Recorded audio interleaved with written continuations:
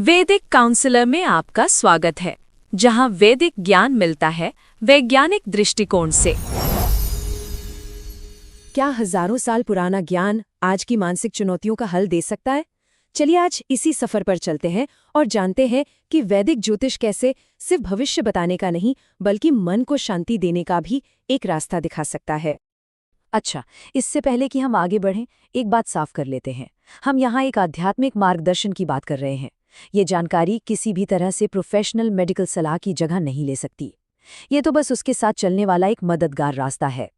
तो सोचने वाली बात यह है कि क्या सच में ये हजारों साल पुरानी विद्या आज के इस तनाव और चिंता से भरे जीवन में हमारी मदद कर सकती है, या ये सिर्फ एक पुरानी धारणा है? देखते हैं इसमें उपचार की कितनी शक्ति है। इस सवाल का जवाब ज्योतिष के सबसे पहले सिद्धांत में ही छिपा है।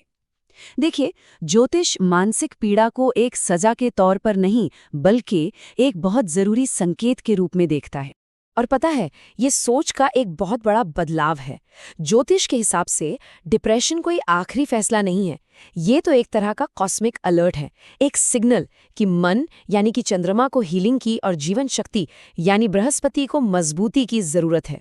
और सबसे खूबसूरत बात क्या है कि ज्योतिष में जहां समस्या का जिक्र होता है ना, वहीं उसका समाधान भी छिपा होता है। केमद्रुम योग या विष योग जैसे जो कठिन योग होते हैं, वो भी असल में हीलिंग का एक मौका लेकर आते हैं। और यही मौका हमें ज्योतिष के सबसे शक्तिशाली सिद्धांत तक ले जाता है, और वो है स्वतंत्र इच्छा। मतलब कुंडली एक नक्शा तो हो सकती है, लेकिन मंजिल तक पहुंचने का रास्ता हम खुद चुनते हैं। ये लाइन हमेशा याद रखने वाली है। ग्रह आपको प्रभावित कर सकते हैं पर मजबूर नहीं कर सकते। आपकी इच्छा शक्ति, आपकी श्रद्धा और आपके कर्म, ये सब मिलकर आपकी कहानी को एक बिल्कुल नई दिशा दे सकते हैं। तो फिर इस नई कहानी को लिखने की शुरुआत कैसे की जाए? इसके लिए कुछ बहुत ही सरल लेकिन शक्तिशाली सिद्धांत हैं, जैसे सही समय पर यानी सोमवार को शुरू करना और पूरे विश्वास के साथ आगे बढ़ना। ये आपके प्रयासों को सही ऊर्जा देते हैं। चलिए अब बात करते हैं उन उपायों की जिन्हें तुरंत अपनाया जा सकता है। इनमें सबसे पहला और सबसे शक्तिशाली उपाय है ध्वनि की शक्ति यानी मंत्र। हर मंत्र, पता है, एक खास ऊर्जा का कंपन होता है। जैसे मन को शांत करने के लिए चंद्रमा से जुड़ा चंद्र बीज मंत्र है, तो वहीं जीवन शक्ति की रक्षा के लिए शक्तिशाली महामृत्युंजय मंत्र।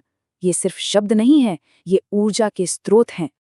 अब मंत्रों की इस अंदरूनी ऊर्जा को बाहरी दुनिया में लाने का तरीका है पूजा। सोमवार को शिवजी को दूध चढ़ाना या शाम को घी का दीपक जलाना। ये छोटे छोटे काम आपकी श्रद्धा को एक रूप देते हैं और मन को एक जगह टिकाते हैं। लेकिन हीलिंग सिर्फ पूजा पाठ तक ही सीमित नहीं है। ज्योतिष कहता है कि सच्चा संतुलन तब बनता है जब अंदर और बाहर दोनों दुनिया में काम किया जाए, और इसमें आपकी जीवन शैली और आपकी कर्म दोनों शामिल हैं।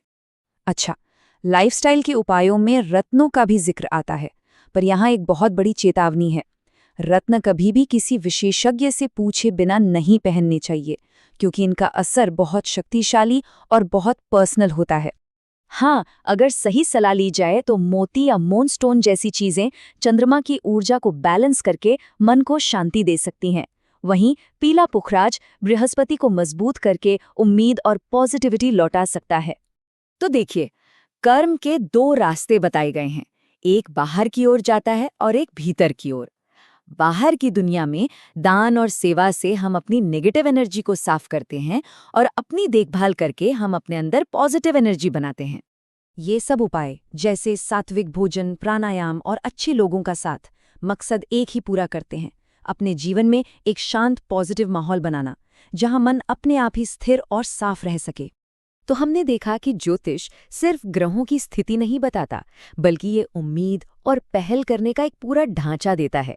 यह हमें बार बार याद दिलाता है कि अंधेरे के बाद हमेशा उजाला होता ही है। ये कितनी खूबसूरत बात है ना? जिस तरह अमावस्या का अंधेरा चांद पूर्णिमा पर जगमगा उठता है, ठीक उसी तरह हमारा मन भी अपनी नेचुरल शांति और खुशी में लौट सकता है। अंधेरा कभी हमेशा के लिए नहीं होता। और हाँ, ये याद रखना बहुत जरूरी है कि ये आध्यात्मिक यात्रा अकेले करने के लिए नहीं है। जब इन उपायों को प्रोफेशनल मेडिकल मदद और अपनों के प्यार के साथ जोड़ा जाता है, तो इनकी शक्ति कई गुना बढ़ जाती है। आपको सब कुछ एक साथ करने की जरूरत नहीं है। बस आज कोई एक छोटा सा पॉजिटिव कदम चुने, शायद सिर्फ 5 मिनट का ध्यान या किसी जरूरतमंद को एक गिलास दूध दे देना।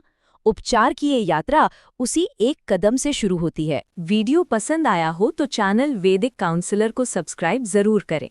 और अगर आपको चाहिए व्यक्तिगत ज्योतिष परामर्श, कुंडली विश्लेषण या वास्तु परामर्श, तो व्हाट्सएप करें 9219539215 या विजिट करें www.vediccounselor.com।